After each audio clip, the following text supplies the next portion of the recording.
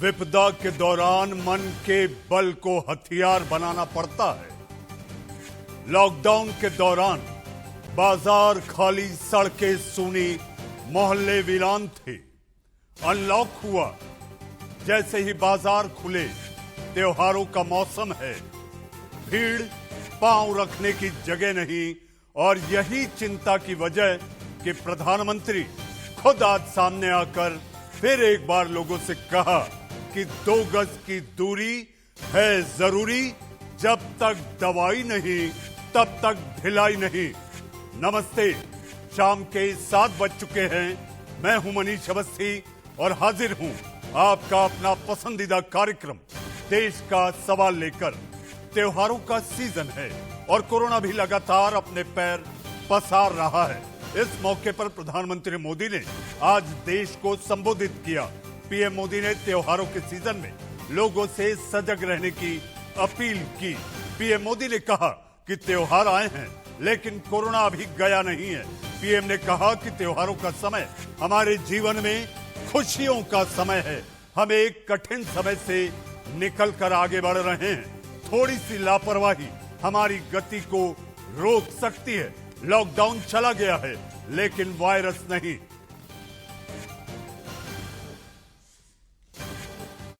त्योहारों का समय हमारे जीवन में खुशियों का समय है, उल्लास का समय है। एक कठिन समय से निकलकर हम आगे बढ़ रहे हैं। थोड़ी सी लापरवाही हमारी गति को रोक सकती है, हमारी खुशियों को धूमिल कर सकती है। जीवन की जिम्मेदारियों को निभाना और सतर्कता, ये दोनों साथ साथ चलेंगे तभी जीवन में खुशियां बनी रहेगी। अपनी जिम्मेदारियों को निभाने के लिए, फिर से जीवन को गति देने के लिए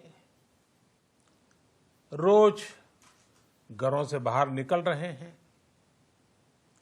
त्योहारों के इस मौसम में बाजारों में भी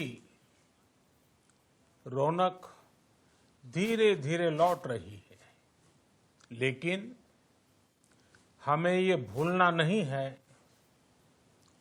कि लॉकडाउन भले चला गया हो, वायरस नहीं गया है। और इसी पर आज हमारा देश का सवाल है कि आखिर जिस सावधानी की बात प्रधानमंत्री जी कर रहे हैं, क्या लोग उसका पालन कर रहे हैं? क्या हम कोरोना काल में त्योहारों के लिए तैयार हैं? क्या त्योहारों में सोशल डिस्टेंसिंग का हम ख्याल रखेंगे? क्या हम त्योहार मनाते वक्त गाइडलाइंस का पालन करेंगे? इन्हीं सवालों पर आज देश का सवाल करेंगे। जी हाँ, देश का सवाल करेंगे, लेकिन आज हम आपको एक और खास बात बताना चाहते हैं। वो ये कि आज 7 महीने बाद पहला संबोधन प्रधानमंत्री ने 19 मार्च को दिया था, जब जनता कर्फ्यू का ऐलान किया था। आज ठीक 7 महीने बाद प्रधानमंत्री ने फिर 7वीं बार देश को संबोधित किया। 7 बजे देश का सवाल, और हमारे साथ आज चर्चा करने के लिए मेहमान भी साथ होंगे। तो ये अजीब इत्तेफाक है, लेकिन इससे पहले आखिर कैसे और क्या करना होगा अगर कोरोना को भगाना है, आइए हम आपको दिखाते हैं।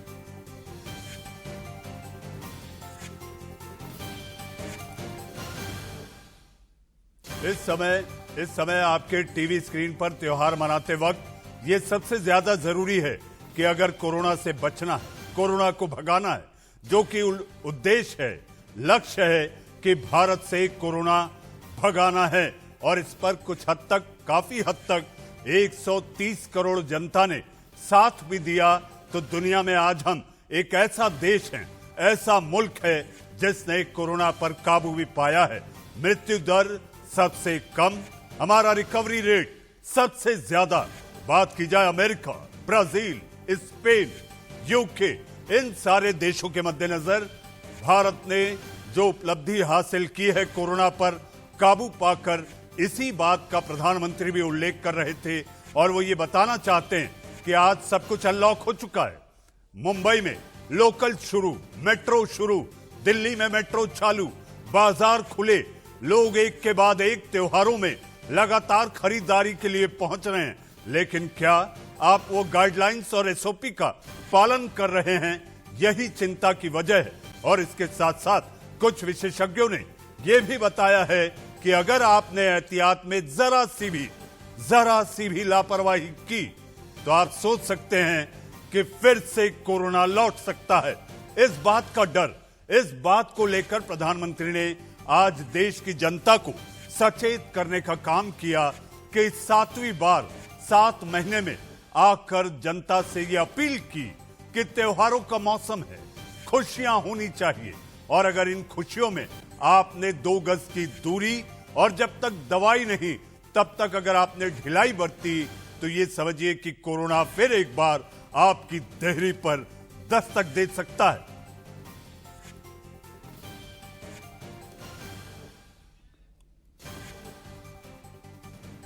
जी हां, इसी पर चर्चा करने के लिए मेरे साथ एक के बाद एक 7 मेहमान जुड़ेंगे।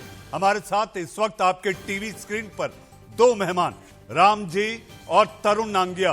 तरुण नांगिया हमारे सहयोगी के साथ साथ वित्तीय मामलों के जानकार हैं। आपकी अर्थव्यवस्था पर और अर्थशास्त्री के रूप में भी पहचान होती है। सबसे पहला सवाल राम जी, मैं आपके पास आऊं उससे पहले मैं तरुण जी आपके पास आना चाहता हूं। प्रधानमंत्री जी ने आज जो साफ किया, त्योहारों का मौसम, त्योहारों के मौसम में विकास बहुत जरूरी है और यह विकास तब हो पाएगा जब आप स्वस्थ रहेंगे। ऐसे में जिस तरह से चीजें अनलॉक हुई और अनलॉक होने के बाद बाजार में जिस तरह से खचाखच भीड़ और सोशल डिस्टेंसिंग का पालन नहीं हो रहा, यही चिंता की वजह है। तरुण जी। मनीष जी, सबसे पहले आपने मुझे अपने शो में बुलाया है, उसके लिए मैं आपका आभारी हूं। और प्रधानमंत्री जी ने बहुत महत्वपूर्ण वाली बात कही, मैं इसको बिजनेस के एंगल में एनालाइज करना चाहूंगा। सबसे पहली बात उन्होंने एक तरीके से हमसे कहा, रिपु रुच पावक पाप प्रभु अनि गनिय न छोट करी। इसका मतलब उन्होंने हमको समझाया कि आग, शत्रु और पाप यानी गलती या बीमारी, इन्हें छोटा नहीं समझना चाहिए, इन्हें हल्के में नहीं लेना चाहिए। उन्होंने ये कहा, इन्हें में हल्के में नहीं लेना चाहिए। इसका मतलब अगर हम अर्थशास्त्री की तरह लगाएं तो इसका मतलब ये होता है कि आप कितना भी बड़ा बिजनेस कर लें, जब तक पेमेंट नहीं आ जाती है तो वो बिजनेस पूरा नहीं होता है। पेमेंट अंत होता है कोई भी बिजनेस का। आप कितना भी बड़ा ऑर्डर ले आइए, भले आप 25 करोड़ का ऑर्डर ले आइए, 30 करोड़ का ऑर्डर ले आइए, पेमेंट आती है तब काम पूरा होता है। तो इसमें क्या है कि अभी आपको लग रहा है कि कोरोना एक तरह से जा चुका है, क्योंकि अगर आप कोई रेस्टोरेंट में जाते हैं तब लोग होए, कोई हिल स्टेशंस पे लोग आने लग गए हैं, अगर आप मार्केट में जाते हैं तो सारी फैमिलीज है, बूढ़े बच्चे सारे जाने लग गए। बट कोरोना नहीं गया है, खाली हमारे अगल बगल में किसी की मृत्यु नहीं हुई है या किसी की कोई क्षति नहीं पहुंची है, इसलिए हमको लग रहा है अरे हम तो ठीक है। लेकिन कोरोना गया नहीं है, खाली आपके अगल बगल में किसी को हुआ नहीं है, इसलिए आपको लग रहा है। हाँ, दूर में आपने जरूर सुना होगा कि किसी की मृत्यु हो गई, कुछ हो गया। तो मोदी जी ने ये हमको समझाया है कि आप इनको हल्के में ना ले, क्योंकि अगर कल ये हो गया, अगर घर में अगर आपके किसी बूढ़े बुजुर्ग की मृत्यु हो गई आपकी लापरवाही से, आप ऑफिस जा रहे हैं पर आप मास्क जी, आप ये कहना चाहेंगे कि प्रधानमंत्री जी ने अपने एक संबोधन में, दूसरा या तीसरा संबोधन था, तब उन्होंने कहा था जान भी जरूरी है और जहान भी। जी बिल्कुल, जान जरूरी है और उन्होंने ये कहा था जान है तो जहान है। अगर आप है तो सब कुछ है, अगर आप है तो घर है, अगर आप है तो धंधा है, अगर आप है तो परिवार है, अगर आप नहीं तो कुछ भी नहीं। आपका रहना बहुत जरूरी है। और ये आप कौन है? ये आपके पिता हो सकते हैं, या आप ये खुद हो सकते हैं, या आपके ये बच्चे हो सकते हैं, घर वाले, जिनके लिए आप पूरी जिंदगी की पाई जुटा करके उनको बड़ा करने में लगा देते हैं। और यदि अगर उनको कुछ हो जाए तो क्या आपके जीने का कोई मतलब है? मोदी जी ने यह समझाने की कोशिश की हमको कि कोरोना भले आपको लग रहा है चला गया, लेकिन उनको जरूर सबको पता है कोरोना गया नहीं। अस्पतालों में लोगों की कतारें हैं, आपके घर में से कोई नहीं गया है, और कोई ना जाए इसके लिए आप मास्क पहने। जी, एक बचेगा तो सब बचेंगे, और सब बचेंगे तो वो एक भी बचेगा। राम प्रताप सिंह जी, आप समाजवादी पार्टी के प्रवक्ता हैं। राम प्रताप जी, लोग अलग अलग कयास लगा रहे थे कि आखिर प्रधानमंत्री आज अपने संबोधन में क्या कहेंगे। लोग बात कर रहे थे एलएसी की, आपने देखा होगा कांग्रेस के नेता राहुल गांधी ने ट्वीट कर ये कह दिया कि आप एलएसी पर बात करें। अरे ये भी तो युद्ध है, और ये युद्ध भी चीन का दिया हुआ है। अगर एलएसी पे हमें चीन से निपटना है तो ये चीन का भेजा हुआ कोरोना है, इससे भी युद्ध जारी है। राम प्रताप जी, इस समय कोरोना से हमें लड़ने के लिए अभी और वक्त लगेगा। जी थैंक यू। मैं प्राइम मिनिस्टर मोदी की बात को 100% इंडोर्स करता हूं कि कोरोना से लड़ाई अभी जारी है। हमको सारे प्रिकॉशंस लेने चाहिए एंड जो बात उन्होंने देश को आज संदेश दिया कि त्योहार का समय आ रहा है, हमें बिल्कुल भी ढिलाई नहीं बरतनी चाहिए। 100% as a citizen of this country, as spokesperson of Samajwadi Party, मैं इस बात को इंडोर्स करता हूं और फुली एग्री करता हूं। पर इस प्लेटफॉर्म के थ्रू मैं उनसे एक रिक्वेस्ट करूंगा प्राइम मिनिस्टर मोदी जी से कि कुछ ऐसे मुद्दे और भी हैं इस समय देश में जो इतने ही भयावह और इतने ही भयंकर रूप से लोगों को परेशान कर रहे हैं। If you allow me, I will just quickly तीनों चीज में रिक्वेस्ट करना चाहूंगा। नंबर 1, ये जो किसान के बिल इस समय पास हुए हैं, देश का छोटा और मध्यम किसान बहुत संशय में और बहुत एप्रीहेंशन की स्थिति में है। तो I would request prime minister Modi to address their concerns, number 1। Number 2, आपने इकोनॉमी की बात की, तो एमएसएमई सेक्टर जो medium small and micro enterprise sector है हमारे कंट्री का, और उत्तर प्रदेश में तो 70% एमएसएमई ही है, is crippled and being hit badly by various factors जो पिछले 3 साल में हुए हैं। और जो बैंकिंग सेक्टर के थ्रू उनको लोन्स देने के लिए बात की गई है, वो उन तक नहीं पहुंच पा रहे हैं। This is the ground level situation, so I would request the prime minister to look into the situation. Ram Pratap ji हमारे साथ बीजेपी के प्रवक्ता भी हैं। राम प्रताप जी हमारे साथ बीजेपी के प्रवक्ता हैं और मैं आपके पास दोबारा हूं। उससे पहले जैसा कि मैंने कहा था, आज एक अजीब इत्तेफाक है। 7 बजे देश का सवाल, कोरोना पर प्रधानमंत्री का 7वां संबोधन और इसके साथ साथ 7 महीने पूरे हुए और इसके साथ देश का सवाल में 7 मेहमान। जी हां, तो आइए मैं तारुफ कर रहा हूं। मेरे साथ आध्यात्मिक गुरु पवन सिन्हा जी मौजूद हैं। जी हां, आप हर मसलों पर अपनी बेबाक राय रखते हैं और आपकी जानकारी और आपकी विद्वता अपने आप में आपकी पहचान है। हमारे साथ बीजेपी के प्रवक्ता इकबाल सिंह जी मौजूद हैं। इकबाल सिंह जी, हम आपसे जानना चाहेंगे, राम प्रताप सिंह जी ने जो सवाल किए हैं कि आखिर अर्थव्यवस्था को लेकर क्या तैयारी है। हमारे साथ आदिल सिंह बोपाराय, आप कांग्रेस के प्रवक्ता हैं, पहली बार आप मेरे शो पर आ रहे हैं, आपका स्वागत है। हमारे साथ आरएसएस विचारक देश रतन निगम साहब, आप मौजूद हैं और हमारे साथ हमेशा इंडिया न्यूज के जन जागरण अभियान, जन जागरूकता अभियान, कोरोना के खिलाफ, कोविड-19 के खिलाफ कंधे से कंधा मिलाकर लगातार हर कार्यक्रम में मौजूद रहने वाले डॉक्टर रवि मलिक हमारे साथ हैं और मेरे अपने सहयोगी और वित्तीय मामलों के जानकार तरुण नांगिया स्टूडियो में मौजूद हैं। इकबाल सिंह साहब, 2 गज की दूरी है जरूरी, लेकिन माया कहां है? माया की भी बात हो रही है कि अर्थव्यवस्था कैसे सुधरे। प्रधानमंत्री जी ने इस सितंबर में जो कानून पास किए भारतीय पार्लियामेंट में किसानों के इंप्रूवमेंट के लिए, वो इस बात का इशारा है, स्पष्ट नीति है कि कोरोना में भी हमारी खेती आगे बढ़ी है। इसलिए खेती सबसे जरूरी है। खेती के किसान की आमदन दुगनी हो जाए, उसके लिए क्या क्या करना चाहिए, ये प्रधानमंत्री जी ने या भारतीय पार्लियामेंट ने ये कानून नए बना दिए हैं। एमएसपी पहले भी अब है और आगे जारी रहेगी। मार्केटिंग अब भी जारी रहेगी, फ्यूचर में भी जारी रहेगी। किसान ही देश को चलाता है, किसान पे ही व्यापार निर्भर है, किसान पे ही वो आम आदमी, आम नागरिक का जीवन जीता है। ऐसी महामारी में भी किसान ने बहुत ज्यादा फसल उगाई है और देश को उसने बहुत इकोनॉमी को सपोर्ट किया है। इसलिए प्रधानमंत्री जी ने, पूरे देश ने, पार्लियामेंट ने, राज्यसभा ने, लोकसभा ने ये बिल पास करके किसान के पीछे खड़े हुए हैं। ये प्रधानमंत्री जी की दूरंदेशी सोच का मसला है। बाकी जितनी भी समस्याएं हैं वो कोरोना से पीड़ित हैं। कोरोना ने 7 महीने से, बल्कि तकरीबन 1 साल हो चला है, पूरी दुनिया को इकबाल सिंह जी, कोरोना कहर बनकर आया है, इंसान को डराने आया है, लेकिन ये भारत है, कोरोना को भगा कर मानेंगे। इकबाल सिंह जी, मैं आऊंगा आपके पास। पवन सिन्हा जी, पवन जी, आज के प्रधानमंत्री के 13 मिनट के संबोधन में एक बात बहुत खास देखने मिली। एक कबीर सामने आए और दूसरा रामचरितमानस का दोहा। मैं चाहूंगा कि आप दोनों पर प्रकाश डालें, क्योंकि कबीर को लेकर मोदी जी ने कहा है कि अगर आपकी फसल पक्की होती दिखती है तो किसान गर्व करने लगता है, लेकिन उसका मजा तभी होता है जब धन आने लगे।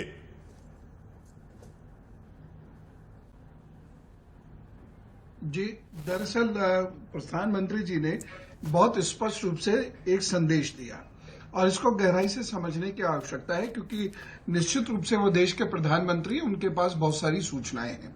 उन्होंने पश्चिम का वर्णन करते हुए कहा, ये जिक्र करते हुए कहा कि वहां पर भी लग रहा था कोरोना समाप्त हुआ, लेकिन वहां पर वापस आ रहा है और भयावह तस्वीर के साथ आ रहा है। भारत में ऐसा नहीं होना चाहिए।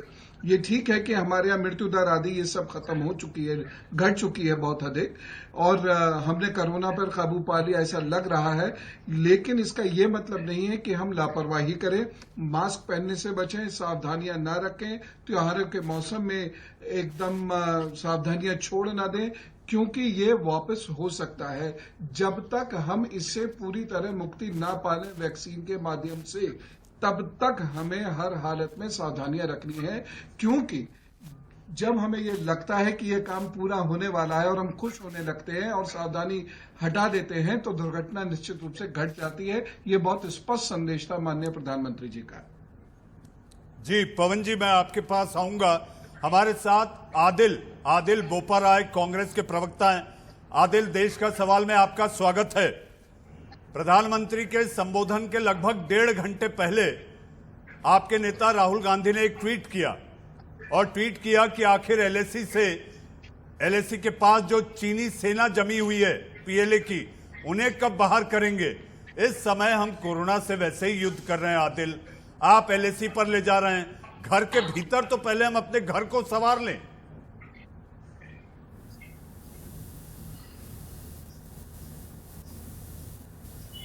Adil, can you hear me? Adil तक हम नहीं पहुंच पा रहे हैं। हमारे साथ आरएसएस विचारक, राजनीतिक विश्लेषक देश रतन निगम साहब हैं। निगम साहब, संघ को इसका अंदेशा हो गया था। कोरोना को लेकर जो गाइडलाइंस हैं, गाइडलाइंस के साथ साथ एसओपीज जो हैं, नागपुर में पथ संचलन होता है। विजयादशमी के मौके पर सुबह का जो कार्यक्रम होता है, वो पथ संचलन कार्यक्रम इस बार नहीं किया जाएगा। केवल सोशल डिस्टेंसिंग, 2 गज की दूरी है जरूरी, केवल शस्त्र पूजन होगा। देखिए, पहले मैं कह दूं, मैं विचारक नहीं हूं, छोटा सा स्वयं सेवक हूं, और उसी के नाते मैं अपने विचार रखूंगा आपके सामने। और विजयदशमी हमारे लिए बहुत बड़ा पर्व होता है संघ में, और संघ का स्थापना भी विजयदशमी के दिन हुई। और ये जो सोशल डिस्टेंसिंग, हमारे जितने भी कार्यक्रम हो रहे हैं सब ऑनलाइन हो रहे हैं, वेबिनार के जरिए हो रहे हैं, और हम लोगों ने हर तरीके से सोशल डिस्टेंसिंग करी है। और सोशल डिस्टेंसिंग जब हमारे स्वयंसेवक ज़मीन पर कोरोना के वक्त, चाहे वो माइग्रेंट वर्कर हो, चाहे दलित कॉलोनियाँ हो, जहाँ जहाँ वो कार्य कर रहे थे, उन्होंने सोशल डिस्टेंसिंग का ख्याल रखा, साबुन से हमेशा हाथ धोए और मास्क हमेशा पहने रहे। तो ये अंदेशा, देखिए, ये बहुत साधारण बात है, ये हर व्यक्ति को समझना चाहिए, और समझ में बहुतों को आ भी गया है, और लेकिन हल्की सी ढिलाई बरत रही है। इसीलिए प्रधानमंत्री ने बोला, जब तक दवाई नहीं तब तक ढिलाई नहीं। तो इन सब चीज़ों का हमें ख्याल रखना है। और मैं किसी और चैनल पे था, उस वक्त हम लोग ये पूछा गया कि वो क्या बोल सकते हैं, तो मैंने ये ज़रूर कहा कि वो दायित्व याद दिलाना चाहेंगे, जनता का जो दायित्व है, और साथ साथ मीडिया का जो दायित्व है, उस पर भी कुछ बोल सकते हैं। तो वो बातें भी सामने आई। मीडिया का जो रोल है जन जागरण के लिए, और लोगों को बताना और हर घर में अपनी बात ले जाना, जैसे आपका चैनल है, इस तरह के जो प्रोग्राम कर रहा है, उसके जरिए भी मीडिया का दायित्व है वो भी पूरा होता है, उसको और आगे बढ़ाने की जरूरत है। इस पर भी प्रधानमंत्री ने ध्यान दिया। प्रधानमंत्री का आज जो संबोधन था, उसमें मुझे नहीं लगता है कहीं कोई त्रुटि थी। वो सकारात्मक था, उत्साहवर्धक था, क्योंकि ऐसा दिवाली और जो दुर्गा पूजा है या ईद है, इस तरह के जो त्योहार हैं, वो पहली बार इस तरह से मनाए जा रहे हैं जैसा पहला कभी नहीं हुआ। सो उत्साह में कमी ना आ जाए, ये प्रधानमंत्री ने कोशिश करी है। हमें सोशल डिस्टेंसिंग करनी है, हमें 2 गज की दूरी रखनी है, मास्क पहनना है। जी निगम साहब, जिस तरह से त्योहारों का उल्लेख प्रधानमंत्री ने किया, अपने आप में ये भारत की गंगा जमनी तहजीब बताती है कि सर्वधर्म संभाव हर धर्म के लिए सम्मान, और इसी के मद्देनजर 2 गज की दूरी है जरूरी। अगर खुशियां चाहिए त्योहारों में, अगर आपको जगमग रोशनी चाहिए, तो आपका स्वस्थ रहना जरूरी है। हमारे साथ डॉक्टर रवि मलिक।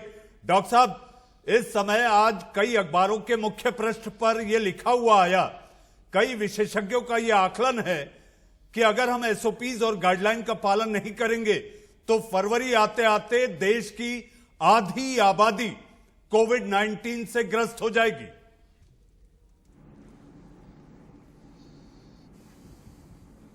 बिल्कुल मनीष जी, आपकी बात बिल्कुल ठीक है। हमें कुछ ऐसे स्थिति से और कुछ ऐसे फेज से निकल रहे हैं कि अगर हमने लापरवाही कर दी तो ये कोरोना जो है पेंडेमिक और फैल जाएगा, और अगर हमने सावधानी के साथ में इसको निकाल दिया तो हो सकता है फरवरी आते आते तक ये प्रॉब्लम काफी हद तक कम हो जाए, जो कि लगातार अभी पीछे कम होती गई है। प्रधानमंत्री ने 2-3 चीजें बहुत अच्छी बताई है। पहली चीज उन्होंने बताया कि 12,000 क्वारंटाइन सेंटर हैं देश में, 2,000 लेबोरेटरीज जो है वो एस्टैब्लिश्ड हैं। देखिए, सबसे इंपॉर्टेंट चीज जो उन्होंने बहुत अच्छी बताई है, जो कि देश को सोचनी चाहिए, आत्ममंथन करना चाहिए, कि हमारे देश में जहां पे सुविधाएं कम हैं, सुविधाएं संपन्न देशों के मुकाबले में मोर्टेलिटी 1/7 है। वहां पर 10 लाख में 83 लोग मर रहे हैं, हमारे यहाँ पे 10 लाख में से 83 लोगों की मौत हो रही है, और उधर 10 लाख में से 600 से ज्यादा लोगों की मौत हो रही है। और उसका श्रेय उन्होंने केवल 2 चीजों को दिया है। एक तो उन्होंने कहा कि सेवा सर्वधर्म परमो धर्म, जो उन्होंने बहुत अच्छी बात बताई है कि डॉक्टर्स नर्सेज ने बहुत किया। दूसरा उन्होंने ये कहा है कि जन जागरूकता जो है वो जितनी फैलाई जाए उतनी कम है, और वो देश सेवा है। असली देश सेवा ये है कि इस वक्त हम जन जागरूकता को फैलाएं, और ये एक बड़ी इंपॉर्टेंट चीज उन्होंने मैसेज दिया। और सबसे इंपॉर्टेंट उन्होंने मैसेज दिया, खतरनाक स्थिति है अभी भी हम लोगों को ये नहीं सोचना कि खतरा चला गया है, हमें अपने आप को एश्योर्ड नहीं रखना, हमारे को अपना मोमेंटम बनाए रखना है, और उस बीमारी की प्रिकॉशंस लेनी बड़ी जरूरी है। उन्होंने एक और वार्निंग दिया कि बहुत सारे लोग जो हैं अब ये प्रिकॉशंस का जो है वो पालन नहीं कर रहे हैं, और अगर वो इनका पालन नहीं करेंगे तो आने वाले समय में जो है ये त्रासदी फैल भी सकती है। बहुत अच्छी बात उन्होंने बताई है अपने जीवन के तजुर्बे से, कि फसल जब तक घर ना आ जाए, जब तक हमें पूरी सक्सेस ना मिल जाए, जब तक ये कोविड-19 के सांप का हम सर ना कुचल दें, तब तक हम लोगों को किसी किस्म का ओवर कॉन्फिडेंस नहीं रहना चाहिए। जब तक दवाई ना आ जाए, हम लोगों को केयरलेसनेस करने की हम सोच डॉक्टर मलिक, मैं आपके पास आऊंगा कि क्या इस समय देश में कम्युनिटी ट्रांसमिशन का खतरा है? इन सारी बातों के साथ कई और सवाल हैं। हमारे साथ आदिल जुड़ चुके हैं। Adil, can you hear me? आपको मेरी आवाज आ रही है आदिल? अवस्थी साहब, can you hear me? Can you hear me Awasthi साहब? जी बिल्कुल आ रही है आदिल जी आपकी आवाज। जनाब, मेरा सवाल आपसे था और अब भी है। सवाल यह कि प्रधानमंत्री के संबोधन के 1.5 घंटे पहले आपके नेता राहुल गांधी ये ट्वीट कर पूछते हैं कि आखिर एलएसी के पास चीनी सेना जो जमी हुई है, इसको आप कब बाहर करेंगे, कब खदेड़ेंगे? लेकिन मेरा आपसे सवाल यह है आदिल कि इस समय भारत जो युद्ध सीमा के भीतर लड़ रहा है, यह भी तो चीन से भेजा गया है, और यह ज्यादा घातक और बड़ा युद्ध है। और इस लड़ाई को लेकर जिस समय अगर प्रधानमंत्री ये सचेत कर रहे हैं लोगों को कि ये युद्ध भी है, सीमा पर तो हमारे प्रहरी खड़े हैं, लेकिन आपके नेता ये सवाल उठाकर मुख्य मुद्दे को भटकाने की कोशिश करते हैं। आदिल। अवस्थी साहब, पहली बात मैं आपको ये बताना चाहूंगा कि आप फैक्चुअली इनकरेक्ट हैं। सीमा के साथ नहीं चीनी सेना खड़ी है, हिंदुस्तान की सरजमीन पर चीनी सेना खड़ी है। और ये केवल मैं नहीं कह रहा, ये भारत सरकार की रक्षा मंत्रालय की अपनी रिपोर्ट है। एक हिंदुस्तान के नागरिक की हैसियत में मुझे गुस्सा आता है कि चीनी की हिम्मत कैसे हुई कि हमारी सरजमीन पर आंख दिखा सके, पहली बात। दूसरी बात अवस्थी साहब, जो बहुत महत्वपूर्ण मुद्दा है, बहुत हुई मन की बात, अब काम की बात भी प्रधानमंत्री साहब कर लें। आज हिंदुस्तान इकोनॉमिक रिसेशन में है, 25% माइनस नेगेटिव ग्रोथ है, लगभग 10 करोड़ रोजगार हिंदुस्तान में खत्म हुआ है। Labour sector, MSME sector, corporate sector, और तो और हमारे मीडिया के भाइयों की रोजगार खत्म हुआ है। हमारे मीडिया के बंधु हमें बताते हैं कि 4-4, 5-5 महीने हो गए हैं, उनको सैलरीज नहीं मिली। देखिए आदिल साहब, ये सारे संसार का हाल है। कोरोना ऐसा कहर बनकर टूटा है कि इससे कोई अछूता नहीं, सारे संसार का ये हाल है। और अर्थव्यवस्था को पटरी पर लाने के लिए सरकार प्रयास भी कर रही है। देखिए आदिल साहब, आप ये कह सकते हैं कि मैं सरकार की भाषा बोल रहा हूं, मुझे नहीं लगता कि ऐन मौके पर जबकि त्योहार आपके मुहाने खड़े हों, कोई भी चाहेगा कि वहां अंधेरा हो। हर कोई चाहता है कि स्वस्थ हो, खुशहाली हो, रोशनाई हो, और उसी को लेकर ये प्रयास है। बोलने का समय तो दीजिए। अवस्थी साहब, आप फिर फैक्चुअली इनकरेक्ट हैं। पिछले 8 इकोनॉमिक क्वार्टर से नांगिया साहब है, तरुण नांगिया साहब, इनसे भी पूछ लीजिएगा। पिछले 8 इकोनॉमिक क्वार्टर से हमारा जीडीपी डिक्लाइन कर रहा है। सो ये केवल एक कोविड फिनोमिनन नहीं है। पिछले 8 क्वार्टरों से, इसका यह मतलब है कि पिछले 2 सालों से हमारा जीडीपी ग्रोथ गिर रहा है। अगर आप इस पे डिस्कशन नहीं करना चाहते, चर्चा नहीं करना चाहते, वो आपकी मर्जी है, वो मीडिया की मर्जी है। सार्वभौमिक चर्चा है, लेकिन इस समय कोरोना सबसे बड़ी समस्या है। किसी बड़े युद्ध से ज्यादा बड़ा युद्ध जिसमें 135 करोड़ लोग खतरे के मुहाने खड़े हैं। ऐसी सूरत में हमें अगर सजग रहकर हम अगर वो गाइडलाइंस और उसकी धज्जियां, अगर मैं आपसे बात करूं आदिल साहब, बिहार में चुनाव है, हर राजनीतिक दल के नेता वहां पर जा जरूर रहे हैं, लेकिन कोरोना की धज्जियां उड़ती दिख रही हैं, गाइडलाइंस का कोई पालन नहीं कर रहा।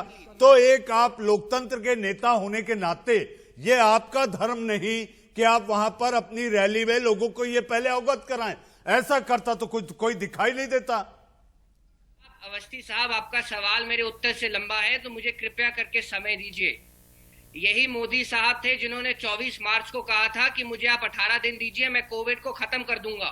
अब ये तो सवाल भाजपा से पूछते नहीं कि 7 महीने हो गए हैं, वो 18 दिनों का क्या हुआ।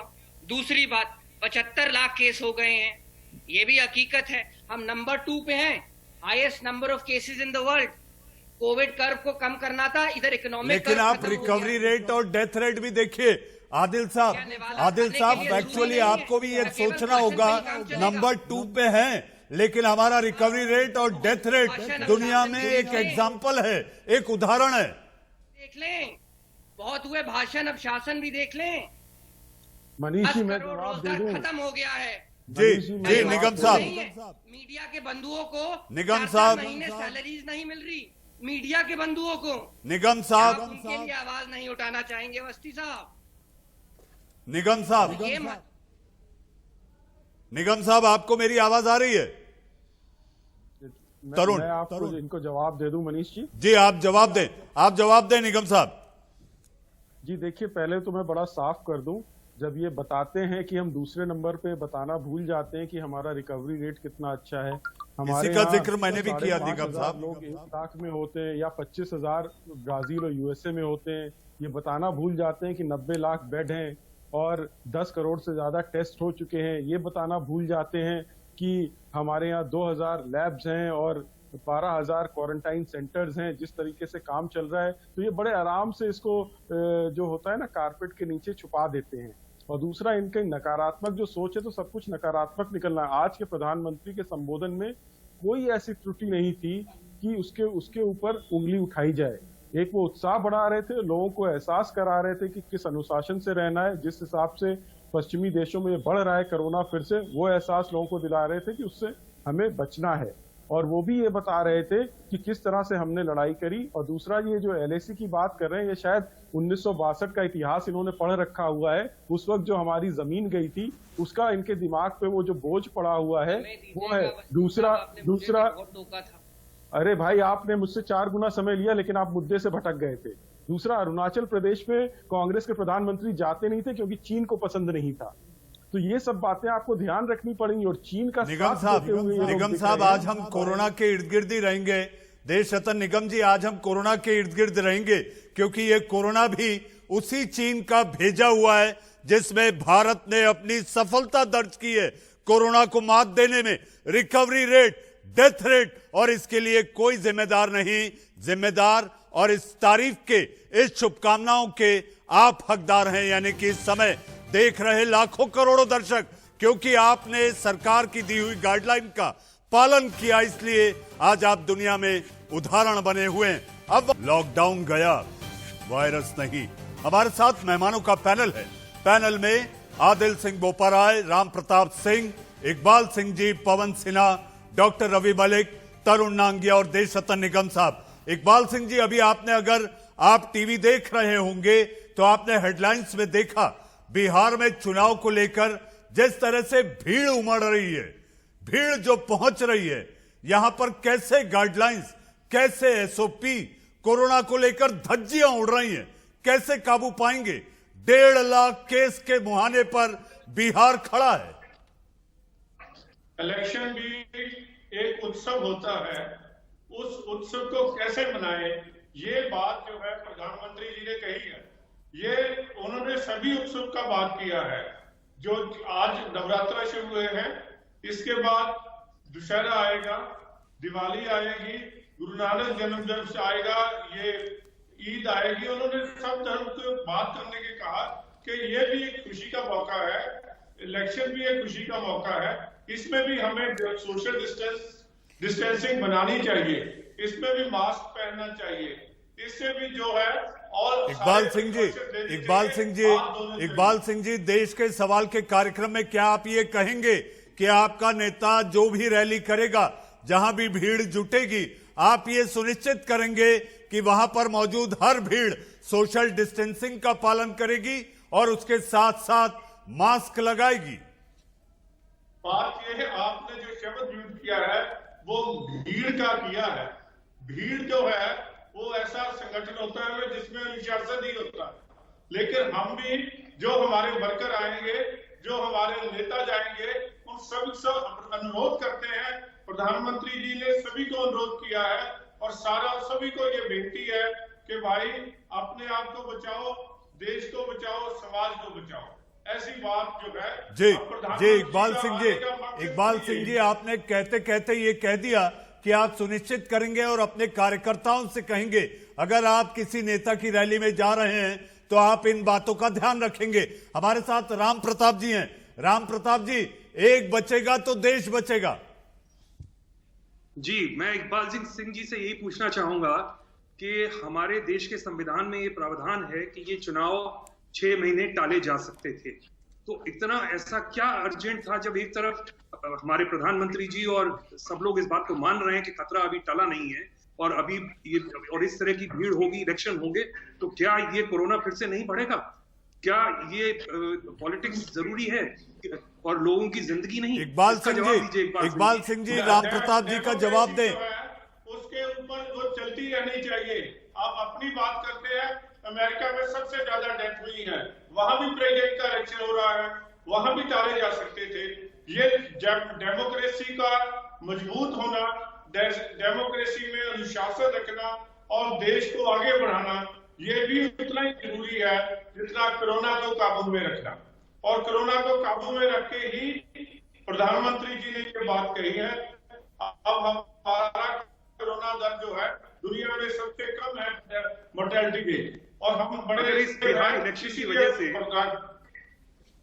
अगर इस बिहार इलेक्शन की वजह से जो है 1 लाख लोगों को और कोरोना हो गया वहां पे, तो उसका जिम्मेदार कौन होगा? देखो, जिम्मेदार हमारा काम है सुचेत करना, लोगों को उसके बारे में ज्ञान देना। और ऐसा है, हम ये समझते हैं कि भारत इकबाल सिंह जी, राम प्रताप जी, लोकतंत्र का सबसे बड़ा पर्व होता है चुनाव।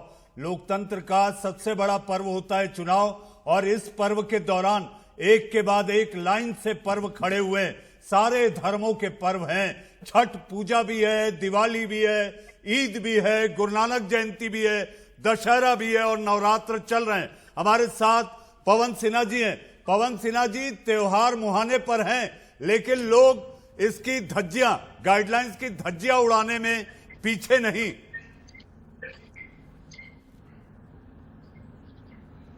बिल्कुल सही बात है। और मेरा इत्तेफाक से आज बाहर जाना हुआ तो मैंने देखा कि किस तरीके से लोग बाजारों में घूम रहे हैं, हाथ मिला रहे हैं, गले मिल रहे हैं। और हम तो चूंकि जब समाज में जाते हैं तो लोग प्रणाम करने भी आते हैं। मैं उनसे बहुत निवेदन करता हूं कि 3 फीट की दूरी तो कम से कम बना लीजिए, अगर 6 नहीं बना पा रहे, लेकिन वो इस मर्यादा का भी ध्यान नहीं रख पा रहे हैं और ये बहुत बड़ा खतरा है।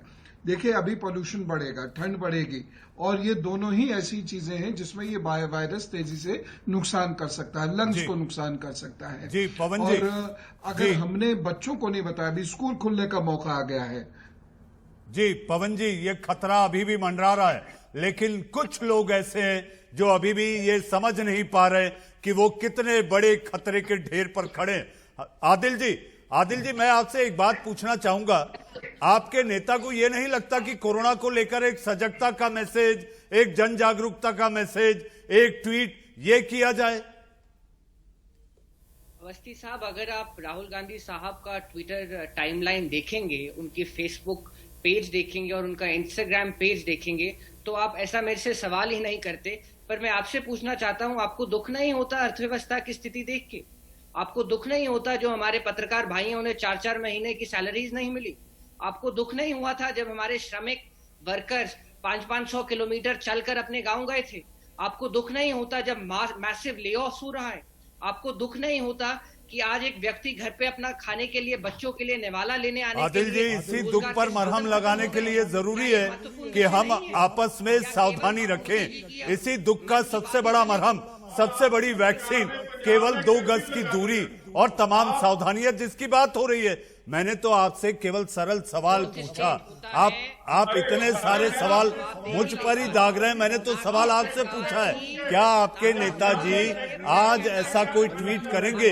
देश का प्रधानमंत्री अगर 7वीं बार करबद्ध प्रार्थना कर रहा है कि आप लोग इसका पालन रखें, लापरवाही ना बरतें, तो इसमें अगर आप मुझसे इतने ढेरों सवाल पूछ रहे हैं तो आज मेरा देश का सवाल ये नहीं है, मेरा देश का सवाल कोरोना है। आदिल जी, देश को भटकाया जा रहा है, मीडिया भटका रही है मोदी जी से मिलकर। मनीष जी मैं जवाब दे दूं? मनीष जी मैं जवाब देना चाहूंगा। हो गया है सोशल मीडिया के समय में, देश जान गया है। तरुण जी, पाकिस्तान हुआ, मैं जवाब देना चाहूंगा। मनीष जी मैं जवाब देना चाहूंगा।